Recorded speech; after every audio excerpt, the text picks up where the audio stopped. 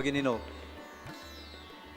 12वा वर्धापन दिन कोकण साथ साजरा करतोय. कोकण साथनं गेल्या 12 वर्षात म्हणजे 12 वर्ष ही नॉर्मली तपपूर्ती असते आणि गेल्या तपभराच्या कामात कोकण साथनं जे काही सिंधुदुर्गात आणि सिंधुदुर्गाच्या पलीकडेही इतर गोव्यासारख्या राज्यात किंवा इतर प्रदेशात महाराष्ट्राच्या जी पाळंमुळं रोवलेली आहे आणि बातम्यांचं विश्लेषण, त्याचबरोबर म्हणजे कोकण साथ म्हटलं की वर्तमानपत्र येतं. मुळात कोकण साथ हा वर्तमानपत्रच होता आणि जे सागर चव्हाण आणि त्यांच्या टीमनं जे सुरू केलं होतं सिंधुदुर्ग लाईव्ह, हे सुरू करून त्याची वाटचाल होता नंतर सिंधुदुर्ग लाईव्हचं कोकण साथ झालं. कोकण साथच्या म्हणजे वर्तमानपत्राला टी व्ही ॲड झाला, कोकण साथ लाईव्ह सुरू झालं आणि या सगळ्याचंच मी म्हणेन की एक वर्धापन दिन म्हणजे हा एक सेलिब्रेशन असतो. म्हणजे त्यात त्या समूहात काम करणाऱ्या कर्मचाऱ्यांना, सहकाऱ्यांना, पत्रकारांना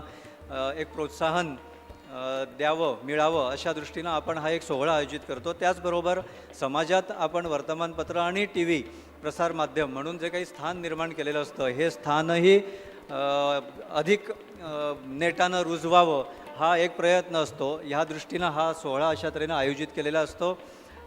त्या सोहळ्याच्या निमित्तानं आम्ही इथे कोकण साथ परिवारातर्फे काही स्मार्ट लीडर पुरस्कार दिले, काही गणेशोत्सव सजावट स्पर्धा घेतली. वेगवेगळ्या क्षेत्रात कार्य करणाऱ्या, म्हणजे मी खरं तर कोकण ही भूमी म्हणजे गोव्यात आणि कोकणात, मी आता गोव्यातनं येतो त्यामुळे मी गोव्याचा उल्लेख करणं हे आपोआपच आलं. पण गोवा आणि कोकण भौगोलिकदृष्ट्या म्हटलं तर काहीही फरक नाही आहे. जसा गोव्यात समुद्र आहे, मगाशी इथं उल्लेखही झाला, त्याच्याहून अधिक चांगला सुंदर पांढऱ्या स्वच्छ वाळूचे समुद्रकिनारे इथे आहे.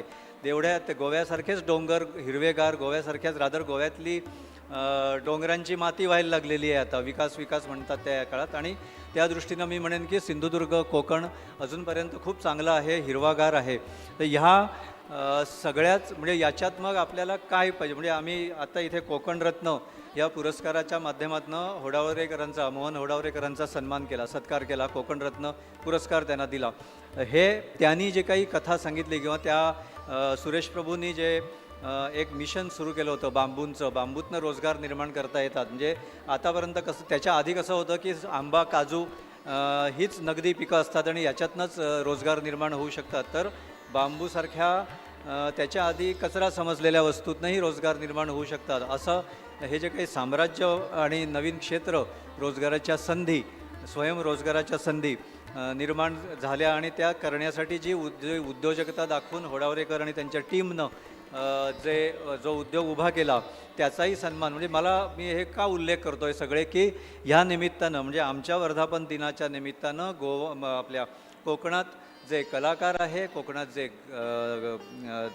जे पत्रकार आहेत, कोकणात जे उद्योजक आहेत, जे व्यावसायिक आहेत, स्वबळावर आपल्या पायावर उभे राहिलेत किंवा काही सरकारी किंवा इतर किंवा खाजगी क्षेत्रात कार्य करणारे कर्मचारी, अधिकारी आहेत, प्रत्येक क्षेत्रात कलाकारांचा तर उल्लेख इथे व्हायलाच पाहिजे. म्हणजे दशावतारीपासून ते आधुनिक नाट्यापर्यंत आता जे सन्मान केला त्याच्यातही काही कलाकार होते.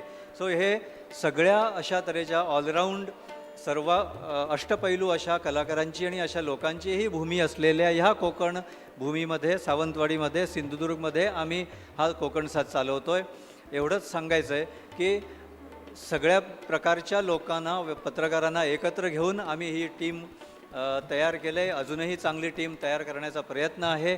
अधिक चांगल्या जोमात प्रसार करायचा आणि वेगवेगळ्या क्षेत्रांमध्ये ठसा उमटवायचा असा हा एक प्रयत्न आहे कोकण साथच्या माध्यमातून. या सगळ्या प्रयत्नांमध्ये प्रत्येकाचा सहभाग हवा आहे आणि आज इथे खूप म्हणजे एक अशा आपल्या सोयी, गैरसोयी, काम, व्यवसाय, व्यासंग सगळं बाजूला ठेवून काही वेळासाठी लोक इथं आले, आमच्या ह्या आनंदात सहभागी झाले.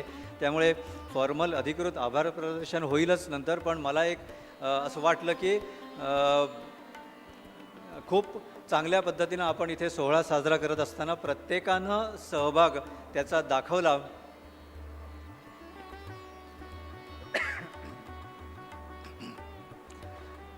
म्हणजे येणाऱ्या पाहुण्यांची गर्दी अजूनही थांबत नाही आहे. हेच आम्ही म्हणेन की आमच्या टीमचं, कोकण साथच्या टीमचं यश आहे. त्या कार्यक्रम पुढे नेऊया. मी अधिक वेळ आणि घेत नाही आहे. तुम्ही सगळ्या आलेल्या सगळ्या मान्यवरांचे आभार तर मानतोच मी. आणि पुढे बरेच कार्यक्रम, बऱ्याच तऱ्हेच्या बातम्या म्हणा आणि जे काही माध्यमासाठी जे काही कार्य करायचं आहे आणि आत्ता इथे सतीश पाटणकरांपासून ते मोहन ओडावडेकरांपर्यंत किंवा बऱ्याच जणांनी वेगवेगळ्या अपेक्षा व्यक्त केल्या. म्हणजे कोकण सातकडनं अशा अपेक्षा आहे, कोकण सातकडनं तशा अपेक्षा आहे. ह्या सगळ्या अपेक्षा म्हणजे आम्ही निश्चितपणे सांगेन की ह्या अपेक्षांच्या दबावाखाली दबून जाणारे आम्ही नाही आहोत.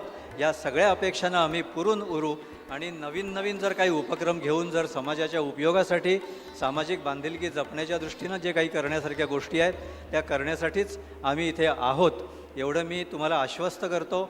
माझ्या सगळ्या सहकाऱ्यांचं मी खूप अभिनंदन करतो. कारण पत्रकारिता ही अशी एक गोष्ट असते की नोकरीची वेळ असते किंवा व्यवसायाची काही वेळ असते किंवा काही म्हणजे काहीही जे क्षेत्र असतं त्याची काही सुरुवात होते अमुक वेळेला आणि एक समारोप होतो अमुक वेळेला. परंतु पत्रकारिता ही अशी असते, it is round the clock. म्हणजे मध्यरात्र झाली तरी चालू असते आणि सकाळ झाली तरी चालू असते.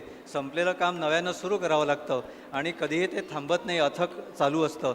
ह्या क्षेत्रात काम करणाऱ्या सगळ्यांना कुटुंबाचा, आपल्या कार्यक्रमांचा विचार फार करता येत नाही प्राधान्यानं. ते सगळं असतानासुद्धा, ह्या अडचणी असतानासुद्धा माझे पत्रकार बंधू, माझे सहकारी जे चांगल्या पद्धतीनं इथे काम करतात, म्हणजे पत्रकारितेत, मार्केटिंगमध्ये, सर्क्युलेशनमध्ये आणि या सगळ्या तऱ्हेनं काम झाल्याशिवाय पेपर आणि चॅनल हे चांगल्या पद्धतीनं चालत नाही. ते चालवण्याचा प्रयत्न करणाऱ्या माझ्या सगळ्या सहकाऱ्यांचं मी इथे अभिनंदन करतो. प्रत्येकाचं नाव घेणं शक्य नाही, परंतु अभिनंदन करतो, सगळ्यांना शुभेच्छा देतो आणि या चांगल्या कार्यक्रमाला प्रतिसाद दिल्याबद्दल सगळ्या सिंधुदुर्गवासियांचे मी आभार मानतो. धन्यवाद.